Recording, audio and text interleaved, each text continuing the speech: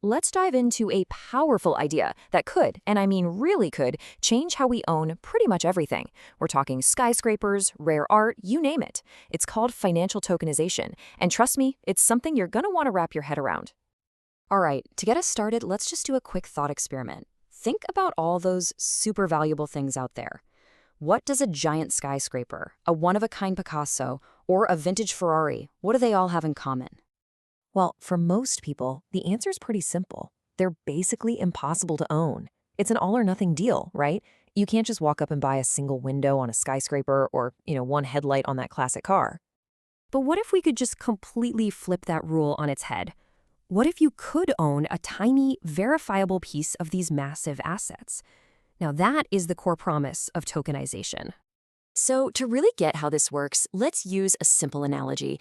This is the thing that makes the whole concept just click. Let's imagine a house. It's worth $1 million. Now, as one single thing, you can't just sell the kitchen if you need some cash. But with tokenization, you can digitally slice that entire house into, say, 1 million little pieces. We call these tokens, and each one represents a single dollar's worth of ownership. So at its heart, that's all tokenization is. It's just the process of taking the ownership rights to a real-world thing and converting them into a digital token that you can easily own and trade. And where do these tokens live? On a blockchain. Now don't get hung up on the jargon. The easiest way to think about a blockchain is just as a giant shared digital spreadsheet. The key is that it's super secure and everyone can see who owns what, so it's an incredibly trustworthy record of ownership.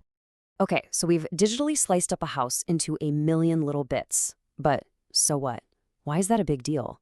Well, it turns out this one simple idea brings about 3 huge game-changing shifts in how we think about ownership. The first one, and this is probably the biggest, is fractional ownership. You might not have $1 million for that house, but hey, maybe you have $100 to buy 100 of its tokens. This totally democratizes investing. It opens the door for anyone to own a small piece of things that used to be only for the super rich.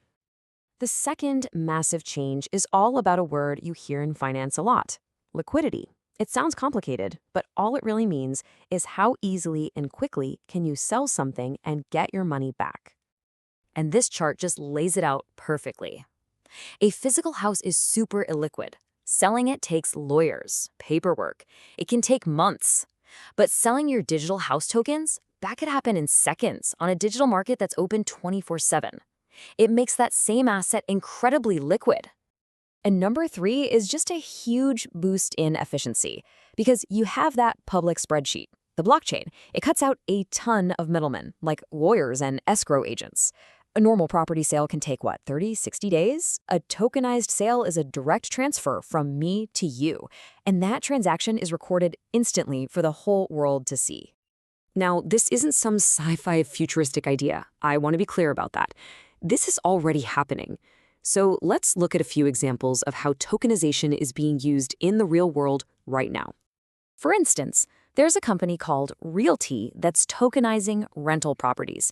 You can invest with as little as $50 and get your share of the rental income paid out to you daily. Or look at Pax Gold. You can buy a token that literally represents ownership of 1 ounce of a real gold bar sitting in a secure vault in London. And it's not just little startups either. We're talking about the giants. Franklin Templeton, a huge established investment firm, put one of their main money market funds on a blockchain. That fund now holds over $700 million in tokenized assets. That's a big deal. But okay, let's be real. This is all very new technology, and we have to talk about the catch. It definitely comes with some pretty significant risks and challenges. There are 2 big flashing red lights you need to know about. First is regulation. The rules are way, way behind the technology.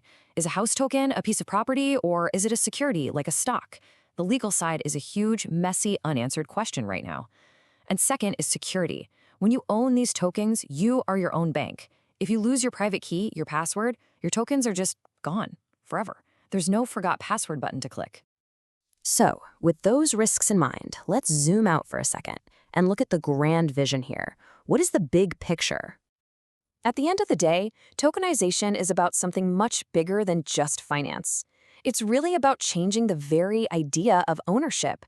It's about building a bridge that connects our slow, clunky physical world to the fast, global, and open digital world. I think this quote just nails it perfectly. The goal is to turn all the world's unownable assets into a collection of digital Legos, little pieces that anyone, anywhere can buy, sell, and build with. And that really just leaves us with this final, massive question to think about. What would our world actually look like if everything of value could be owned by anyone?